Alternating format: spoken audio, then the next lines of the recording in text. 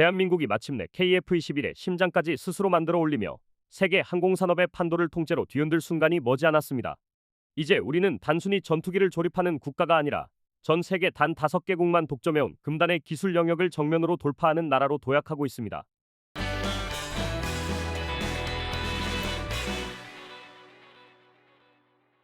하나 에어로스페이스와 두산 에너빌리티의 조합은 그 자체로 압도적입니다.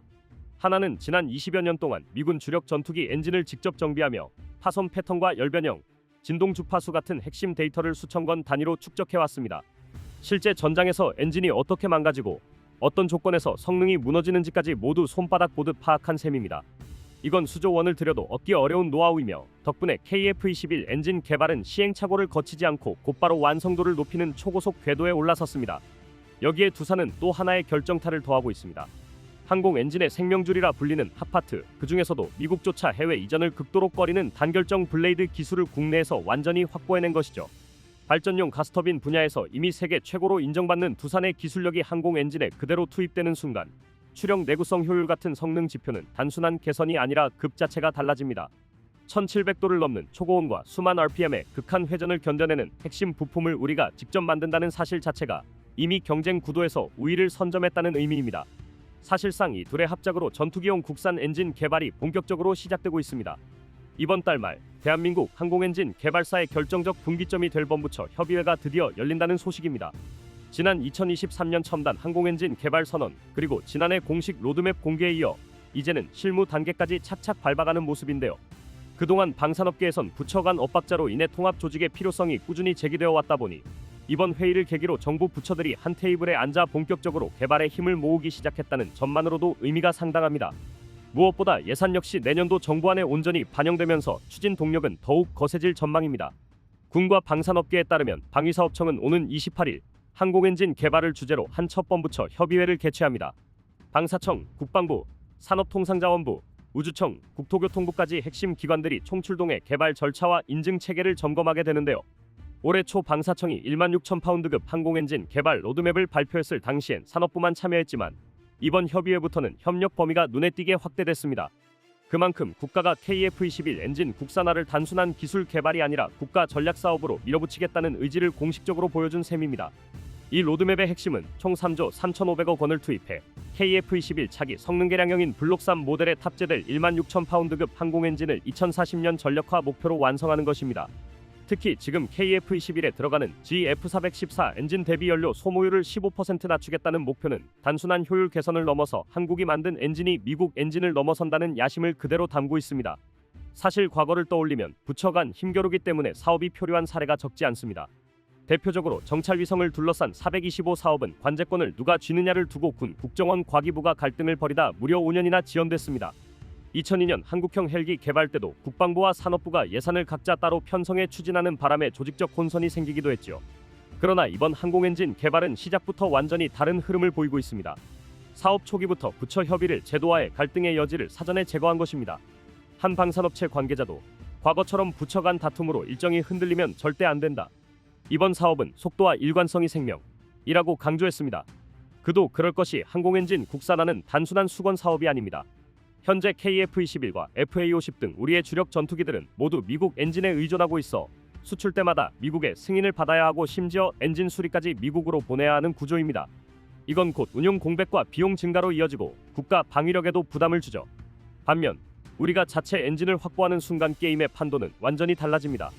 군사적 자립은 물론 민항기 엔진 시장까지 노릴 수 있는 신산업 패권이 열리는 셈입니다.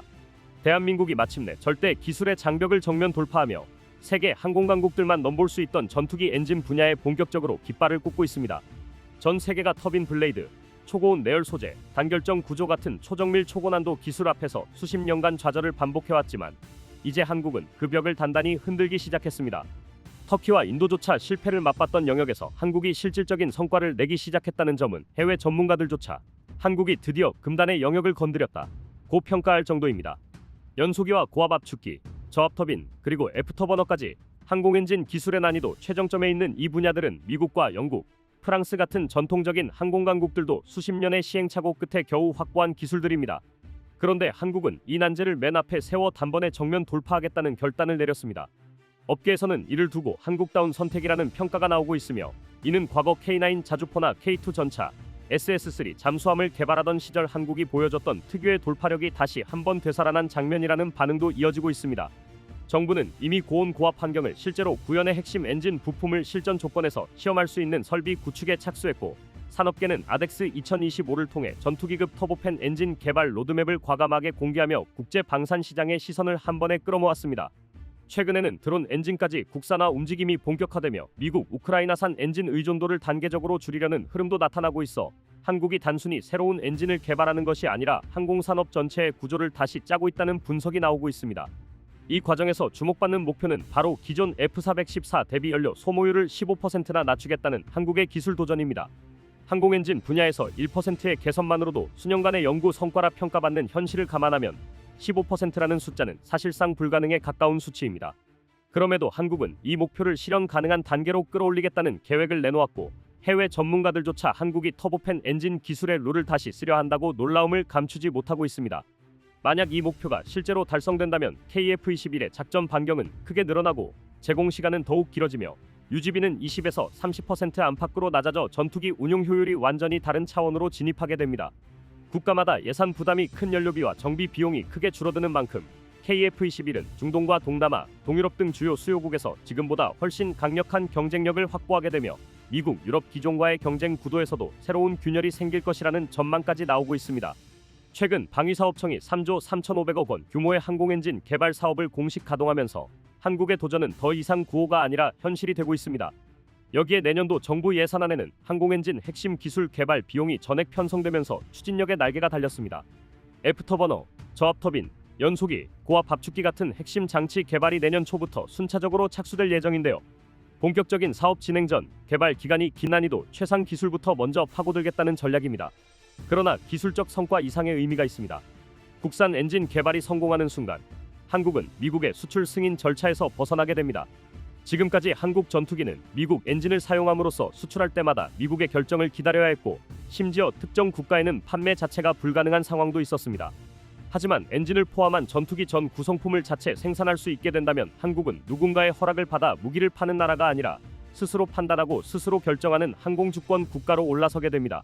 이는 단순한 기술 독립을 넘어 한국이 세계 항공엔진 상위 5개국으로 진입할 수 있는 가장 현실적인 관문이라는 평가가 이어지고 있습니다. 해외에서도 관심이 뜨겁습니다. 국산 엔진 개발이 속도를 내자 여러 외신들은 한국이 전투기 엔진을 자체 개발하는 순간 KF-21은 사실상 5세대급 전투기로 재탄생한다고 보도하고 있습니다. 실제로 한국은 드론, 스텔스 플랫폼, 고출력 터보팬 등 전방위 항공 기술을 동시에 밀어붙이며 항공우주 산업을 K방산 2.0 시대로 확장하고 있습니다. 지금 한국이 선택한 이 전략은 단순히 새로운 엔진을 만드는 프로젝트가 아니라 대한민국 항공산업의 지형을 완전히 바꾸는 거대한 흐름입니다. 가장 어려운 기술부터 정면으로 부딪히겠다는 한국 특유의 방산 DNA, 그리고 이를 실제 성과로 연결해왔던 지난 수십 년의 경험이 이번에도 그대로 이어지고 있습니다. 그 결과가 마침내 완성되는 순간 KF-21은 전투기 시장의 게임 체인저로 떠오를 것이고, 대한민국은 항공우주 산업에서도 강국이라는 타이틀을 당당히 손에 넣게 될 것입니다.